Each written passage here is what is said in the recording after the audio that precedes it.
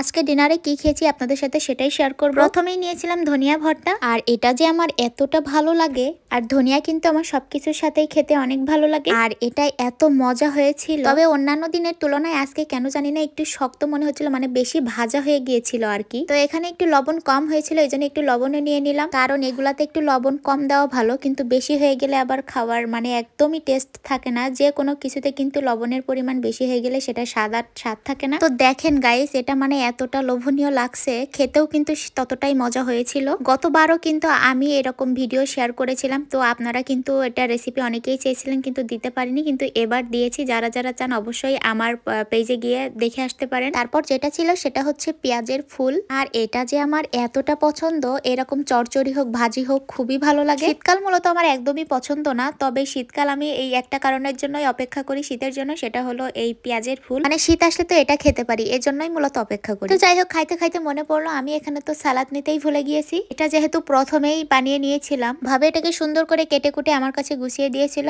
আর আমি শুধু সরিষার তেল আর লবণ দিয়ে সুন্দর করে মেখে নিয়েছিলাম। তারপরও আমার খেতে মনে ছিল না, কেন জানি না। সর্বশেষে নিয়েছিলাম হচ্ছে কচু, আর যেটা ছিল হচ্ছে মান কচু। বিশ্বাস করেন, আমি সবকিছুতেই বলি তো এটা আমার অনেক পছন্দ, সেটা আমার অনেক পছন্দ, কিন্তু এই মান কচুটা আমার একেবারেই পছন্দ না। এটা শুধুমাত্র নিয়েছিলাম আপনাদের দেখানোর জন্য, আর এটা রান্না করেছিল রুই মাছ দিয়ে। তো এবার বুঝছেন তো গাইজ, যেটা আমার ভালো লাগে না তারপর আপনাদের সাথে কেন ভিডিও শেয়ার করি আর খাই। আর আমার কাছে আর একটা বিরক্তির পার্ট হলো এই যে ভিডিওর মাঝখানে এরকম কাটা বাচ্চা মাছের, মানে সুন্দর করে তৃপ্তি সহকারে খাবো নাকি কাটা বাজবো এটাই বুঝি না। তো যাই হোক, এগুলোই ছিল আমার রাতের খাওয়া দাওয়া।